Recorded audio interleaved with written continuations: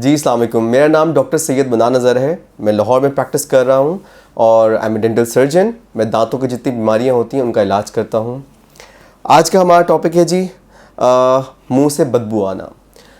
सबसे पहले तो हमें ये अंडरस्टैंड करना चाहिए कि हमारे मुंह में बदबू क्यों आती है, ठीक है। फिर उसके बाद हम इसके इलाज की तरफ जाएंगे। सबसे पहले वजह क्या होती है जी आपके मुंह में बदबू आने की? एक वजह यह है कि जब हम खाना खाते हैं तो हमारे खाने का कुछ हिस्सा आपके दांतों में फंसा रह जाता है। हम उसको क्लीन नहीं करते, कुल्ली नहीं करते हर खाने के बाद, या फिर दिन में 2 दफ़ा ब्रश नहीं करते, एंड मोस्ट इंपॉर्टेंटली हम फ्लॉस नहीं करते या वाटर पिक नहीं यूज़ करते। I am gonna explain those कि क्या क्या चीज़ें हैं, लेकिन इनमें से कोई चीज़ अगर ना करें तो जिसकी वजह से क्या होता है कि हमारे दांतों में जब खाना फंसता है वो पहले सॉफ्ट फॉर्म में होता है, फिर वो आहिस्ता आहिस्ता उसकी कैल्सिफिकेशन होना शुरू हो जाती है, यानी कि जो हमारे मुंह में थूक बनता है उनके अंदर कुछ ऐसे मिनरल्स होते हैं जो कि वहाँ पे डिपॉजिट होना शुरू हो जाते हैं, और फिर बैक्टीरियाज भी इकट्ठे होते हैं क्योंकि हमारे मुंह में हर बहुत ज़्यादा स्पीशीज़ होती हैं बैक्टीरियाज़ की। कुछ अच्छे होते हैं, कुछ बुरे होते हैं, ज़्यादातर बुरे होते हैं। तो जब वहाँ पर वो डिपॉजिट होते हैं अपनी कॉलोनीज़ फॉर्म करना शुरू कर देते हैं, फिर जिसकी वजह से आपके मुंह के अंदर स्मेल आना शुरू हो जाती है। उसको बोलते हैं हेलिटोसिस। जो मुंह के से स्मेल आना उसको बोलते हैं हेलिटोसिस, HALITOSIS, हेलिटोसिस। अब होता ये है कि जब वो वहाँ बैक्टीरिया अकोमोडेट होते, वो जो बैक्टीरिया वहाँ पे कॉलोनीज फॉर्म करते हैं तो वो आहिस्ता आहिस्ता आपकी गम्स का इन्फेक्शन फॉर्म करते हैं, जिससे मुंह दांतों से खून आना, मुंह से स्मेल आना और मसूड़ों का नीचे चला जाना। जो मसूड़े होते हैं वो नीचे जाना शुरू कर देते हैं, उसे कहते हैं रिसेशन। आपकी हड्डी डिज़ोल्व होना शुरू हो जाती है। दांत बिल्कुल ऐसा ही होता है जैसे कि समझ लें एक आपने दरख्त लगाया हुआ है किसी ज़मीन के ऊपर, मतलब मिट्टी पे वो दरख्त लगाया हुआ है। मिट्टी अगर कच्ची होगी तो वो दरख्त नहीं वज़न, मतलब दरख्त का वज़न नहीं उठा पाएगी। इसी तरह से जो हमारी हड्डी होती है उसके ऊपर दांत एम्बेडेड होता है, लगा हुआ होता है। अगर हमारे दांत का जो दांतों के साथ जो बोन है वो डिज़ोल्व होना शुरू हो जाए because of plaque and calculus, यानी कि उन्हीं खाना फंसे होने की वजह से, बैक्टीरियाज की वजह से वो डिज़ोल्व होना शुरू हो जाए, तो दांत आहिस्ता आहिस्ता हिलना शुरू हो जाते हैं। आपके किसी बड़े बुजुर्ग ने या आपके किसी सीनियर मेंबर ने बताया होगा कि जी हम कभी डेंटिस्ट के पास ही नहीं गए, ये तो हमारे दांत खुद ब खुद ही गिर गए। उसकी वजह ये होती है कि वहाँ पे जब खाना फंसना शुरू होता है वो इन्फेक्शन करता है, हड्डी डिज़ोल्व करता है, मुंह से स्मेल आती है, दांतों में से खून आता है, तो आहिस्ता आहिस्ता वो दांत गिरना शुरू हो जाते हैं।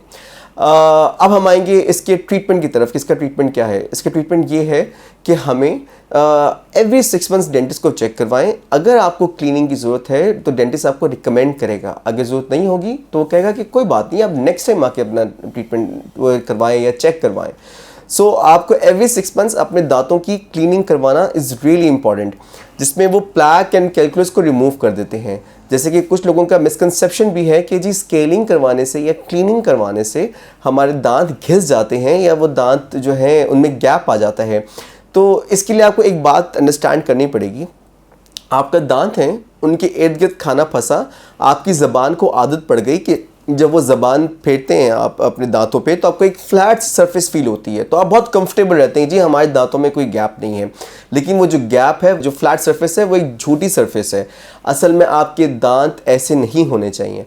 जब हम उनकी क्लीनिंग करते हैं तो आपको एक नई चीज़ महसूस होती है। आपका सलाइवा दांतों के दरमियान से पास करता है जो कि कई सालों से नहीं किया होता, तो आपको बहुत एक अजीब सी फीलिंग आती है। प्लस जब आप ज़बान फेरते हैं तो आपको हर दांत की अलग अलग शेप फील होती है, तो आपका माइंड प्रोसेस करता है कि शायद ये आपके दांतों के अंदर गैप आ गया है, विच इज़ रॉन्ग। आपका दांतों में गैप ऐसा नहीं आया होता, वो सिर्फ साफ़ हुआ है। हाँ, अगर आप उसको साफ़ नहीं करवाएंगे तो अल्टीमेटली आपके दांतों में गैप आना शुरू हो जाएंगे। और हम अगर इसका जो प्रिवेंशन के ऊपर बात करें कि कैसे हम ये सब कुछ होना रोक सकते हैं, तो उसका भी हल है हमारे पास। उसका हल ये होता है कि जब एक दफ़ा आपने क्लीनिंग करवा ली है थ्रू द डेंटिस्ट, उसके बाद से आपने रेगुलर फ्लॉस करना है। फ्लॉस मतलब एक धागा होता है मेडिकेटेड, आपको किसी भी फार्मेसी से मिल जाएगा, उसको दांतों के दरमियान रख के फेरना होता है और जाके जितना भी खाना फंसा हुआ है वो अपनी जगह से निकल जाए और आपके जो दांतों के दरमियान में सफाई हो जाए। क्योंकि ब्रश हमेशा सामने से साफ़ करेगा या पीछे से साफ़ करेगा। जो टूथ ब्रशेस के आप एड्स देखते हैं वो उन एड्स में इसी बात पे फोकस करते हैं कि हम वो क्लेम करते हैं कि हम ऐसा टूथब्रश बना लिया हमने जो कि दांतों के दरमियान से भी क्लीन कर लेता है। यानी एक आइडियल अप्रोच है जिसको वो टूथब्रश कंपनीज अचीव करना चाहते हैं। तो वो जब आप वैसे ही अचीव कर सकते हैं थ्रू फ्लॉस, तो आपको दांतों के दरमियान की सफाई के लिए फ्लॉस इस्तेमाल करना चाहिए, और दांतों की फ्रंट सरफेस और बैक सरफेस के लिए आपको टूथब्रश करना चाहिए, और टूथब्रश हमेशा सॉफ्ट यूज़ करना चाहिए। अच्छा, कुछ पेशेंट्स हमारे पास आते हैं, बल्कि बहुत से पेशेंट्स हमारे पास आते हैं, वो कहते हैं जी हम बहुत कोशिश करते हैं लेकिन फ्लॉस हमसे होता नहीं है। उसकी दो वजूहात होती हैं। एक तो ये कि आप का तरीका आपको डेफिनेटली नहीं सिखाया गया। आप इसके ऊपर यूट्यूब पे बेतहाशा वीडियोज़ हैं, हमारी वीडियोज़ भी पड़ी हुई हैं जिसमें ट्यूटोरियल्स दिए गए हैं कि किस तरीके से फ्लॉस करना होता है। दूसरी बात ये कि आपको क्या कहते हैं, आपको आदत डेवलप नहीं होती, ठीक है। और कुछ लोगों का ये भी मसला होता है कि उनके लिए वाकई प्रॉब्लम होता है, जैसे कि उनके कोई हाथ का कोई प्रॉब्लम हो, या उनके हाथ कांपते हैं, ताकत नहीं होती, वाइटामिन्स वगैरह डिफरेंट उनकी ताकत की कमी होती है जिसकी वजह से उनसे फ्लॉस नहीं हो पा रहा होता। ये बात भी सही है। उसके लिए एक और मशीन है जिसे कहते हैं वाटर पिक या वाटर फ्लॉसर। वो एक बहुत आसान मशीन है। जिस तरह से आप ब्रश करते हैं इसी तरह से वो वाटर फ्लॉसर एक मशीन होती है। आप उसके अंदर पानी भरते हैं, उसमें आप चाहें तो थोड़ा सा माउथ वॉश भी ऐड कर सकते हैं, और फिर आप उसको सिंक के अंदर मुंह करके दांतों के दरमियान में इसको फेरते जाते हैं आहिस्ता आहिस्ता, और वो प्रेशर से पानी निकलता है और वो दांतों की हर सरफेस को क्लीन कर देता है। जब आपके वो दांत सारे क्लीन हो जाते हैं तो फिर उसके बाद आपको ये प्रॉब्लम सॉल्व हो जाते हैं। जो हेलिटोसिस होता है जिससे मुंह में बदबू आती है, उसके बहुत ज़्यादा नुकसानात भी हैं, जैसे कि हम जब सोशली आप जो है ना बहुत लोगों से बात करना आपके लिए मुश्किल हो जाता है। आपको एक थोड़ी सी शर्म आती है कि जी हम बात करेंगे तो अगले को स्मेल आएगी, तो आप थोड़ा दूर से बात करने की कोशिश करते हैं, या अगला अक्सर आपको टॉन्ट कर देता है कि जी आपके मुंह से स्मेल आ रही, मैं आपसे बात नहीं करना चाह रहा।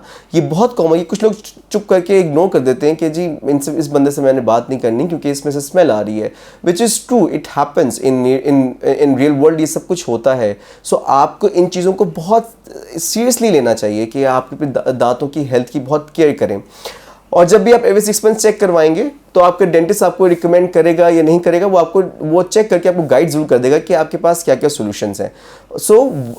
मैंने आपको थोड़ी सी एक लंबी स्टोरी सुनाई, उसकी मैं आपको थोड़ा सा आपको इन नटशेल में आपको कुछ चीज़ें पॉइंट्स गिना देता हूँ। नंबर 1, सबसे पहले हमें प्रिवेंशन पे जाना है। प्रिवेंशन क्या है? आपने फ्लॉस करना है या आपने वाटर फ्लॉसर यूज़ करना है, and then brushing of course. Second thing is that आप अगर वो उससे क्लीन नहीं हो रहा तो you have to go to the dentist, वो आपकी क्लीनिंग करेगा, एंड देन आपने ये सब चीज़ें प्रिवेंशन अपनी रिपीट करनी है।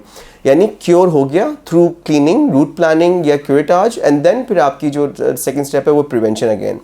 कुछ लोगों का ये सब कुछ करने के बावजूद ये मसला हल नहीं होता। वो मसला इसलिए हल नहीं होता क्योंकि उनके समटाइम उनके स्टमक इश्यूज होते हैं जिसकी वजह से उनके मुंह में बैड ब्रेथ आती है। लेकिन ये बैड ब्रेथ ये आप ये मत समझें कि अगर आपने डेंटिस्ट के पास नहीं गए और आप ये खुद से ज्यूम कर लें कि आपका स्टमक इशू ही है, क्योंकि अक्सर हमारे पास पेशेंट्स जो है ना वो शो अप करते हैं और वो यही कहते हैं कि जी हमें शायद स्टमक ही इशू है, दांत तो हमारे साफ़ है, हम दिन में 2 दफ़ा ब्रश करते हैं। सो आपने कभी भी इस फॉल्स ड्रीम में नहीं रहना कि आपको ये मसला है। आपको पहले डेंटिस्ट के पास जाना है, जब डेंटल इशू सॉल्व हो जाए तो फिर आपने किसी गैस्ट्रो के डॉक्टर के पास आपने जाना होगा जो कि आपके स्टमक इश्यूज़ को भी रिजॉल्व करेंगे। खुद से आपने कोई मेडिसिन नहीं लेनी, आपने खुद से कोई कोशिश नहीं करनी कि आप मेडिसिन ऐसी खाना शुरू कर दें कि आप समझें कि मेरे को स्टमक का कोई इशू है। So I hope you getting my point. Again floss, brush, soft brush and उसके अलावा वाटर फ्लॉसर, ये 3 चीज़ें बहुत इंपॉर्टेंट है। And then visit to the dentist every 6 months. So ये बहुत इंपॉर्टेंट चीज़ें जिसकी बेस पे आपकी जो बैड ब्रेथ होती है वो ख़त्म हो जाएगी। Thank you.